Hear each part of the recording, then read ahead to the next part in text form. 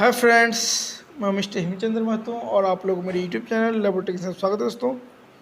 तो एक बार फिर मैं हेमाटोलॉजी का एमसीक्यू लेकर आ गया हूँ, जो ये वीडियो का पार्ट 3 है। और इससे पहले मैं पार्ट 1 और पार्ट 2 करा दिया था, जिसमें कि क्वेश्चन जो है नहीं दिखा रहा था आप लोगों को। तो इसमें जो है आपको क्वेश्चन दिखाएंगे, और ये जो है टाइप नहीं हो पाया है क्योंकि थोड़ा बिजी चल रहे हैं इस बीच में, इसी के चलते टाइप नहीं हो पाया। और ये जो है स्क्रीनशॉट लेके आप लोगों को बुक से ही करवा रहा हूँ, ठीक है।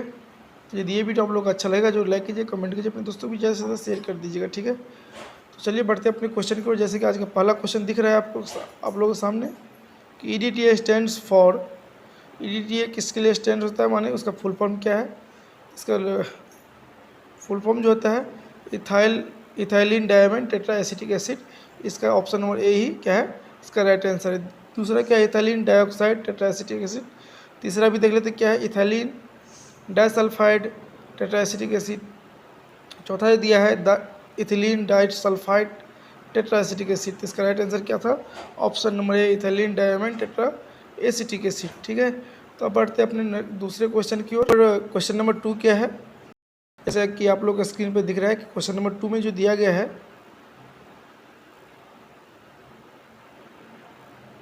कि EDTA यूज्ड एज, हम लोग जो है कौन सा EDTA यूज करते हैं, यूज्ड एज डाइसोडियम सॉल्ट।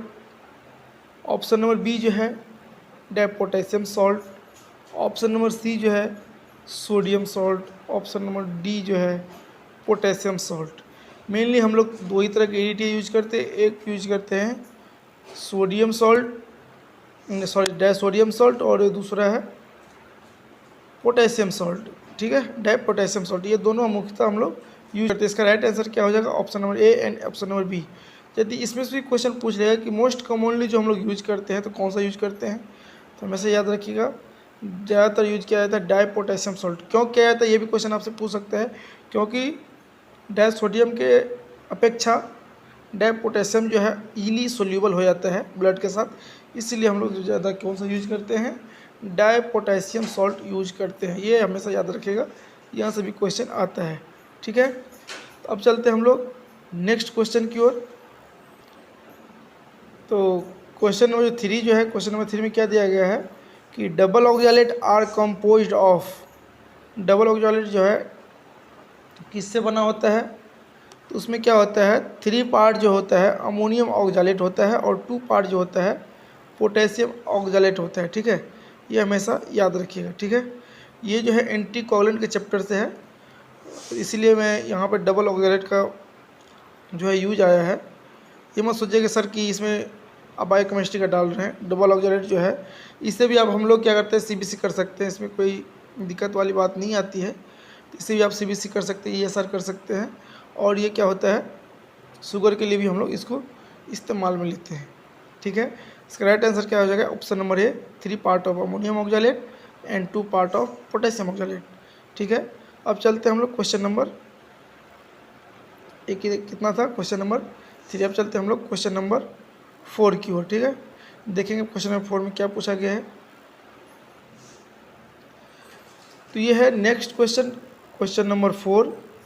इसमें पूछा गया है कि degrees in RBC count is observed in. RBC count जो होता है, जो डिग्री जो होता है, किस कंडीशन में होता है, हम लोग किस कंडीशन में ऑब्जर्व करते हैं कि RBC काउंट जो है डिग्रीज हो गया।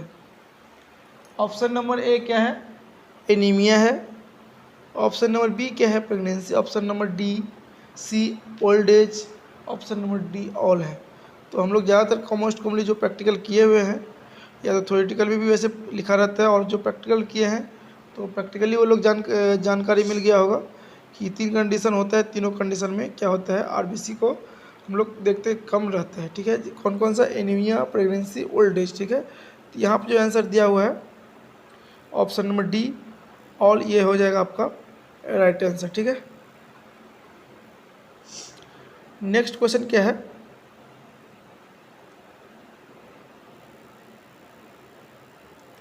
इसमें दिया है, ये क्वेश्चन है नेक्स्ट क्वेश्चन, क्वेश्चन नंबर आपका शायद PF5 होगा। तो इसमें दिया गया था final formula for the calculation of total RBC count पर CU/mm ईच।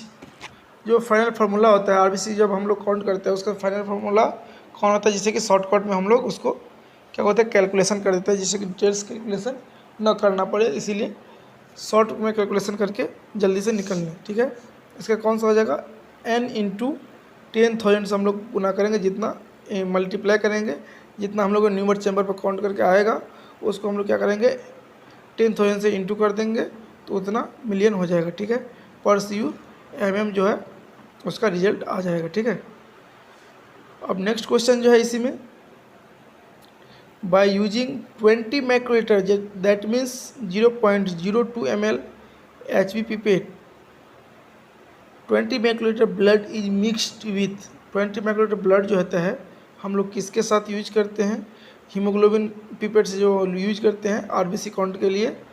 तो इसमें क्या करते हैं हम लोग आरबीसी काउंट के लिए यूज करते हैं, उसमें क्या करते हैं 4 ml आरबीसी डाइल्यूटिंग फ्लूइड लेते हैं, उसमें हम लोग क्या करते हैं 20 माइक्रोलीटर ब्लड को जो मिक्स करके इसके बाद फिर हम लोग इसको आरबीसी काउंट के लिए यूज करते हैं। ठीक है, तो इसका राइट आंसर क्या हो जाएगा, आप 4 ml आरबीसी डाइल्यूटिंग फ्लूइड। ठीक है, और जब मैं थियोरेटिकल पढ़ाऊँगा डिटेल्स में, जैसे कि मैंने बोला 2 से 3 वीडियो बनाऊँगा उसका, और पूरा हेमाटोलॉजी निचोड़ बनाऊँगा, उसमें आपको डिटेल्स बताऊंगा कि आरबीसी डाइल्यूटिंग फ्लूइड में क्या क्या कंपोनेंट रहता है, क्या क्या नहीं रहता है। ठीक है, उसमें आपको सारा चीज़ क्लियर हो जाएगा।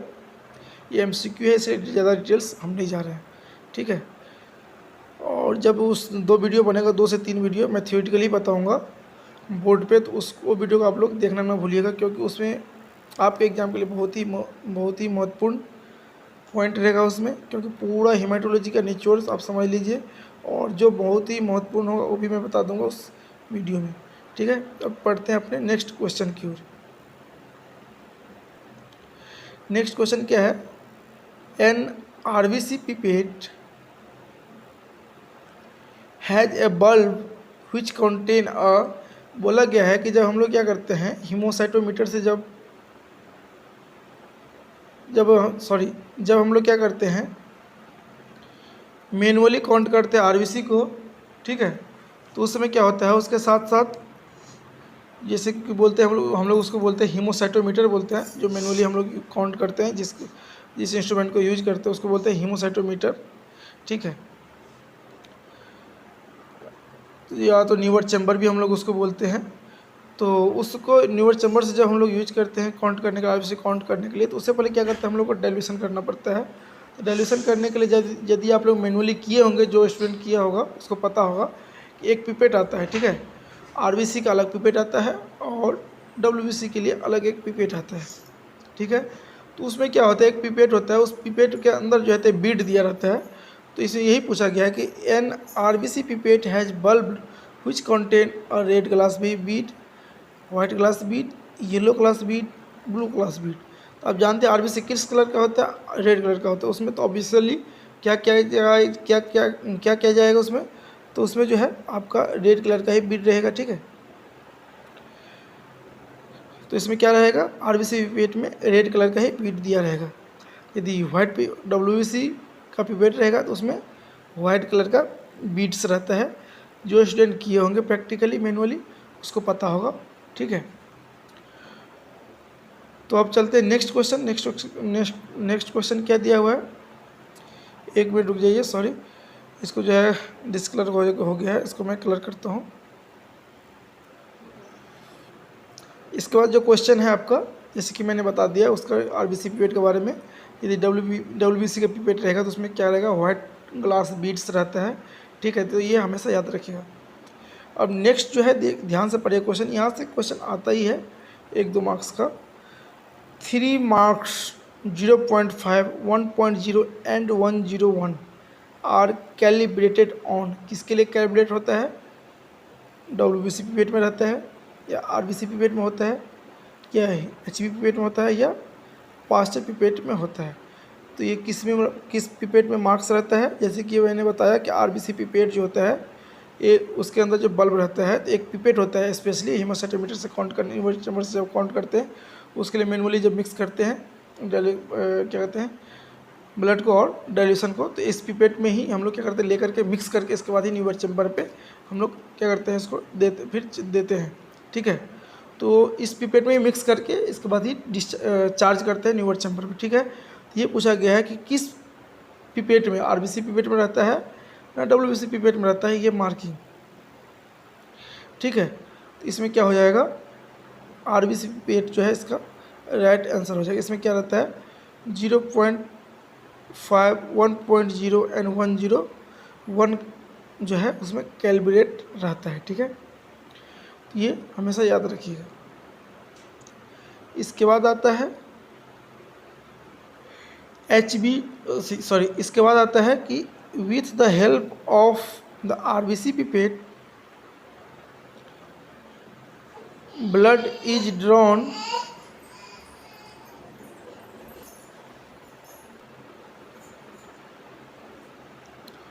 तो क्या अब नेक्स्ट क्वेश्चन जो है, जैसे कि मैंने बता दिया कि इसमें क्या हो जाएगा, आरबीसी पिपेट जो है इसका राइट आंसर हो जाएगा। नेक्स्ट है with the help of RBC pipette blood is drawn up to 0.5 marks while the diluting fluid is drawn up to, बोला गया है कि आरबीसी पिपेट में जो होता है 0.5 मार्क्स तक जो है आपका आरबीसी दैट मीन्स ब्लड हम लोग क्या करते हैं, सक करते हैं। इसके बाद जो है डाइल्यूटिंग फ्लूइड जो है हम लोग कहाँ तक ड्रॉन करते हैं, माने सक करते हैं, तो उसका राइट आंसर हो जाएगा 101 मार्क्स तक जो है उसका हम लोग डाइल्यूटिंग फ्लूइड जो है सक करते हैं। ठीक है, क्योंकि सबसे पहले क्या किया जाता है, आपका ब्लड सक कर लेते हैं, इसके बाद क्या करते हैं, इसके बाद फिर हम लोग डाइल्यूटिंग फ्लूइड सक करते हैं, जिससे क्या होता है ब्लड ऊपर चला जाता है और फिर इसके बाद क्या होता है डाइल्यूटिंग फ्लूइड आकर के आ जाता है और फिर उसको हम लोग क्या करते हैं, मिक्स कर लेते हैं अच्छे से। मिक्स करने के बाद फिर उसको चार्ज करते हैं। ठीक है, कहाँ पे, न्यूबर चैम्बर पर। अब आते हैं हम लोग नेक्स्ट क्वेश्चन की ओर। नेक्स्ट क्वेश्चन क्या है देख लेते हैं। अब नेक्स्ट क्वेश्चन ये है कि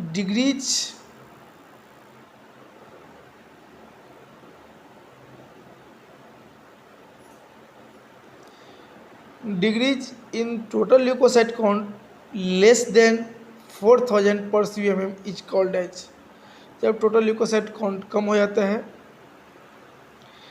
4000 से नीचे, तो उस कंडीशन को हम लोग क्या बोलते हैं, ल्यूकोपेनिया कहते हैं। ठीक है, और नेक्स्ट क्वेश्चन इसमें पूछा गया है कि जब टोटल वाइट ब्लड सेल जो होता है 11,000 से ज़्यादा हो जाता है, तो उस कंडीशन में क्या बोलते हैं, ल्यूकोसाइटोसिस बोलते हैं उस कंडीशन को। ठीक है, और जैसे कि मैंने बोला कि अभी जब थ्योरी क्लास लूँगा, कल 2-3 दिन में ले लूँगा, 1-2 दिन और इसका मैं MCQ कराऊँगा, और क्योंकि ज़्यादा टाइम है नहीं आप लोग के एग्ज़ाम का, ISRO का एग्ज़ाम का, तो फिर मैं उसका करा दूँगा हेमाटोलॉजी का टोटल थ्योरी। ठीक है, 1 से 2 वीडियो में कंप्लीट कर दूँगा, तो उसमें मैं बताऊँगा डिटेल्स में कि ल्यूकोसाइटोपेनिया किस कंडीशन में होता है और ल्यूकोसाइटोसिस किस कंडीशन में होता है, ये सारी डिटेल्स में मैं बताऊँगा वहाँ पर। ठीक है, अब चलते हैं अपने नेक्स्ट क्वेश्चन की ओर। तो नेक्स्ट क्वेश्चन जो है आपका पूछा गया है कि the normal red blood cell has a finite life span of about, इसे बोला गया है कि एक नॉर्मल आरबीसी का लाइफ स्पान जो होता है कितना दिनों को होता है अप्रॉक्स, तो इसका होता जो है 120 ± 20 होता है। ठीक है, यहाँ पे ओनली प्लस दिया है, प्लस माइनस होता है, ज़्यादातर जगह आपको प्लस माइनस दिया रहेगा। ठीक है, इसका राइट आंसर क्या हो जाएगा, ऑप्शन नंबर 4 हो जाएगा। 120 ± 420 डेज का होते हैं। वैसे ज़्यादातर बुक में दिखा जाएगा आपको 120 डेज दिया रहता है। ठीक है, यदि क्वेश्चन में जैसे पूछा जाता है कि ±20 डेज कर दिया रहता है, तो आपको 120 ±20 डेज करना पड़ेगा। नेक्स्ट क्वेश्चन है इसी में, the erythrocyte are the end of their life span are destroyed in the, बोला गया है कि जो एरिथ्रोसाइट है दैट मीन्स आरबीसी जो है, जब उसका लाइफ स्पान ख़त्म हो जाता है तो वो डिस्ट्रॉय कहाँ होता है, तो ये डिस्ट्रॉय एक ही जगह होता है, इसको बोलते हैं हम लोग रेटिक्यूलो एंडोथेलियल सेल। ठीक है, इस सेल में जाकर क्या होता है, वो डिस्ट्रॉय हो जाता है। ठीक है, तो ये रहा मेरा आज का लास्ट क्वेश्चन। यदि आप लोगों को ये वीडियो अच्छा लगेगा ज़रूर लाइक कीजिए, कमेंट कीजिए, अपने दोस्तों को भी ज़्यादा से ज़्यादा शेयर कीजिए।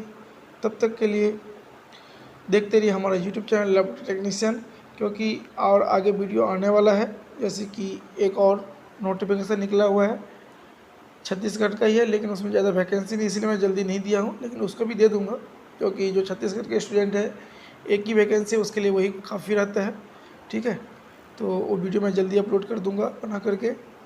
एक है आपका पटना का है, उसमें भी लैब टेक्नीशियन का डिमांड है, और वो जो है एक ट्रस्ट का है, लेकिन बहुत बढ़िया हॉस्पिटल है, इसीलिए मैं चाहता हूँ उसका भी बना दूँगा। ठीक है, तो जैसे जैसे कोई भी अपडेट आता है वैसे मैं आपको दे दूँगा। और एक अपडेट मैं अभी दे देता हूँ, ऐसे ही बोल देता हूँ कि जितने भी हमारे स्टूडेंट बिहार का फॉर्म भरे होंगे, जो कि 222 पोस्ट जो निकला था लैब टेक्नीशियन के लिए, उसका जो है एडमिट कार्ड आ गया है। आप लोग उनके SHS जो बिहार का जो वेबसाइट है, हेल्थ सोसाइटी का जो वेबसाइट, उस पर जा कर के आप डाउनलोड कर लीजिए। तो यदि आप लोगों से नहीं हो पाता है, नहीं देख पाते हैं, जब आप लोगों को नहीं मिल पा रहा है, तो आप हमें कमेंट कीजिए, उस पर एक वीडियो बना दूँगा।